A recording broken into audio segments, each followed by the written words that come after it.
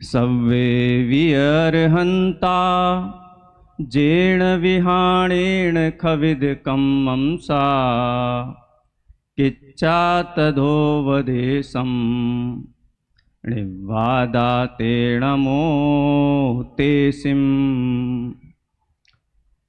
ये पूजा की पंक्ति में हम अक्सर पढ़ते हैं कि जिनेंद्र भगवान ने जिस पंथ को अपना करके अपने सर्व समस्याओं का समाधान किया, उसी पथ को उन्होंने जगत जनों को बतलाया।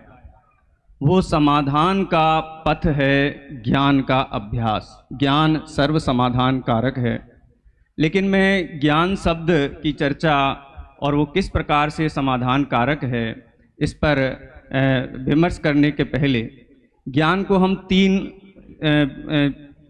वर्गों में विभाजित कर लें, जिससे समझने में आसानी होगी। पहला ज्ञान है करण साधन रूप ज्ञान, जो एकेंद्रीय से लेकर के सर्वज्ञ भगवान सबके पास जो ज्ञान है जिससे हम जानते हैं। दूसरा ज्ञान, जिस ज्ञान को हम अर्घ्य देते हैं देव शास्त्र गुरु में, दिव्य ज्ञान, केवल ज्ञान और दिव्य ध्वनि जिससे निश्रित जिनवाणी है, उसको भी हम ज्ञान कहते हैं। एक वो ज्ञान है। और तीसरा ज्ञान है जो पहले ज्ञान और दूसरे ज्ञान को जोड़ता है, अभ्यास रूप ज्ञान। तो यहाँ ज्ञान सर्व समाधान कारक है। इस पर चर्चा करने का मेरा जो हाईलाइट पॉइंट है, जिसके ऊपर हम फोकस करेंगे, वो है ज्ञान सामान्य जो सभी के पास है, और जो जिनेंद्र भगवान के द्वारा निरूपित जो जिनवाणी है जिसको हम ज्ञान कहते हैं, उस ज्ञान के अभ्यास में जो प्रवृत्ति रूप ज्ञान है वो ज्ञान सर्व समाधान कारक है। उसकी चर्चा मैं आपके सामने रखना चाहता हूँ। किसका समाधान करना है हमें? इस खड़ेरी नगर में और इस प्रतिष्ठा महोत्सव में विराजमान जितने भी लोग हैं, जब मैं जितने भी लोग या जितने भी व्यक्ति कहता हूँ तो हर व्यक्ति को आप शामिल करना। यहाँ जो व्यवस्थाओं में लगे हुए व्यक्ति हैं, आपने जिनको हायर किया है उनको भी शामिल करना, उनको ही नहीं, 4 इंद्री, 3 इंद्री, 2 इंद्री, 1 इंद्री, सबको शामिल करना। सब किसका समाधान चाहते हैं? यदि समस्त समस्याओं को हम एक शब्द में कहें तो समस्या का नाम है दुख। हमारे साथी विद्वान अनुभव जी ने कहा, जे त्रिभुवन में जीव अनंत, सुख चाहें दुख तें भयवंत। समस्या को एक शब्द में यदि कहा जाए तो वो है दुख। अब इसके हम अनेक मैनिफेस्टेशन, इसको अनेक शब्दों में कहें तो बहुत सारी समस्या हैं। भ्रष्टाचार भी एक समस्या है, भूख भी समस्या है, प्यास भी समस्या है, दारिद्र्य भी समस्या है, ऐश्वर्य भी समस्या है। यदि ऐश्वर्य समस्या नहीं होती तो ऐश्वर्य को छोड़ करके और संयम के पथ पर नहीं जाते। तो दुख के अम्ब्रेला के अंदर जितनी प्रकार की समस्याओं की आप कल्पना कर सकते हो, उन सभी समस्याओं का समाधान करने वाला एकमात्र ज्ञान सामान्य से शास्त्र का जो अभ्यास का प्रक्रम है, वही इसका समाधान दे सकता है। ये समस्या क्यों है? हम आचार्य कुंद कुंद देव के निकट जाएं तो समस्या का वो एकमात्र कारण बताते हैं मोह।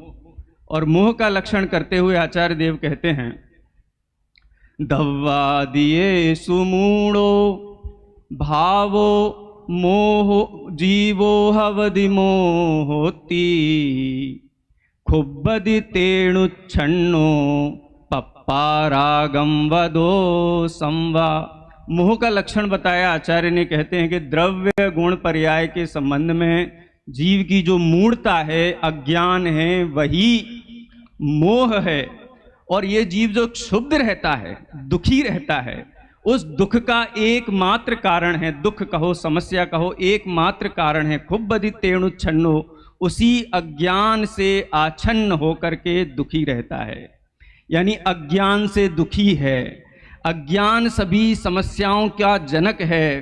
अज्ञान ही 4 गति 84 लाख इंद्रियों का कारण है, और ज्ञान ही वो विशेष भूमिका है, वो विशेष धरातल है जिसके ऊपर सम्यक दर्शन उत्पन्न होता है। ज्ञान ही वह धरातल है जिसके ऊपर चारित्र उत्पन्न होता है। ज्ञान की आराधना के बिना दर्शन और चारित्र भी नहीं होता है। तो इसलिए ये समस्या है। इसका क्या समाधान करें हम? अब समाधान का भी हम वर्गीकरण कर लेते हैं। एक तो वो समाधान करें जो एकदम लेमैन है, अज्ञानी है, अज्ञानी दुखों का समाधान कैसे करें। दूसरा, जो साधक जीव हैं जिनके पास पूर्ण सुख प्रकट नहीं हुआ है, वो पूर्ण सुख प्रकट करने के लिए क्या समाधान करें। तो दोनों के समाधान की एक ही विधि आचार्यों ने शास्त्रों में बतलाई है।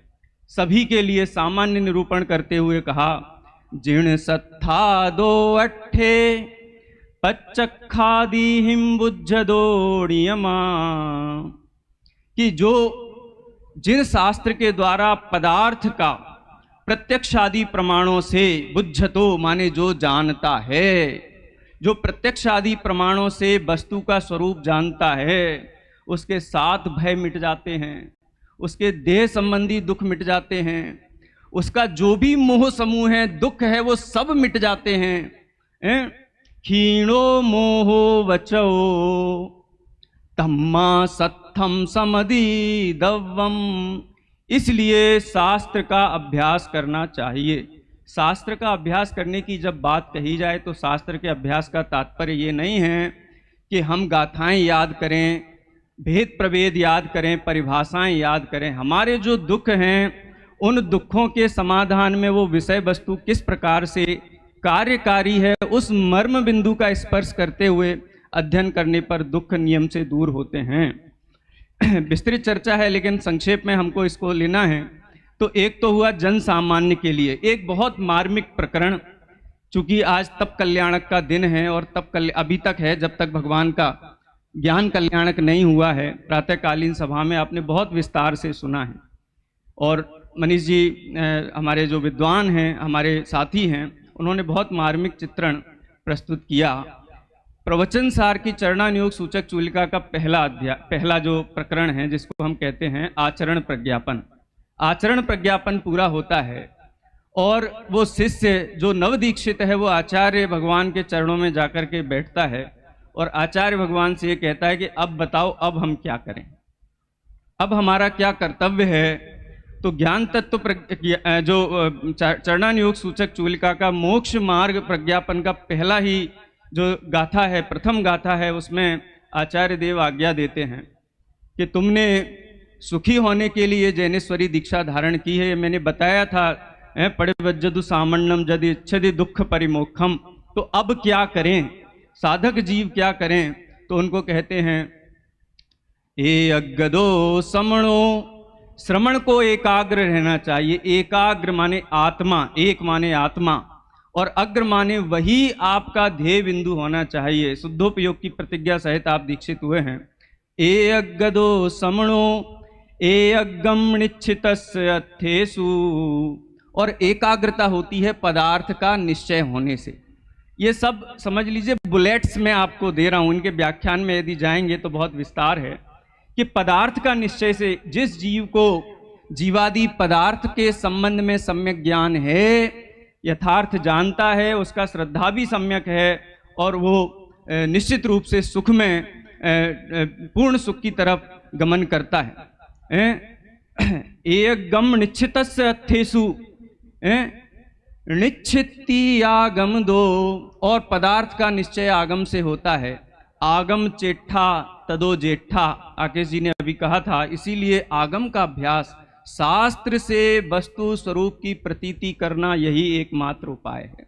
और मैं अंतिम बिंदु देता हूं। बहुत सारी माताएं बहनें यहाँ पर बैठी हुई हैं जो प्रतिदिन आलोचना पाठ का पाठ करती होंगी, आलोचना पाठ है उसका स्मरण करती होंगी कि हम सुबह से शाम तक जो पाप होते हैं, 5 पाप होते हैं, जिनसे पाप बंद होता है और अनेक जीवन में समस्याएं होती हैं, उनका भी मूल में यही अज्ञान है।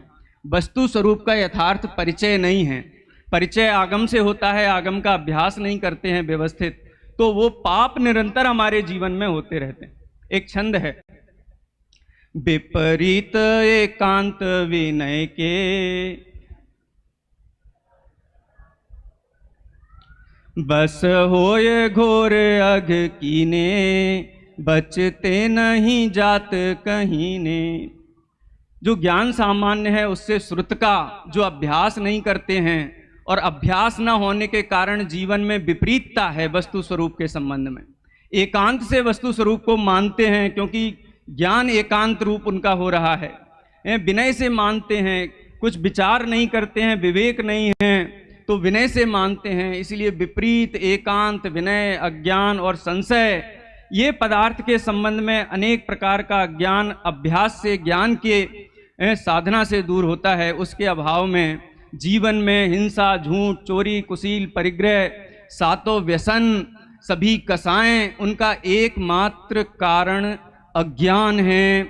ज्ञान होने पर जीवन में विपरीतता नहीं होती है। इसीलिए णादब्बो, वस्तु का जो सच्चा स्वरूप है वो जानना चाहिए। यथार्थ ज्ञान होने पर सद्दही दब्बो, उसका श्रद्धान नियम से होता है।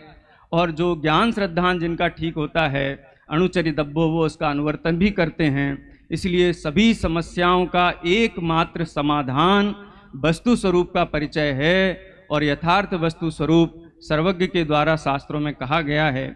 मैंने इस विषय के एक ऐसे कोने को स्पर्श किया है, क्योंकि इसकी जो पारंपरिक चर्चा है, सामान्य चर्चा है, उससे हटकर के चर्चा की है।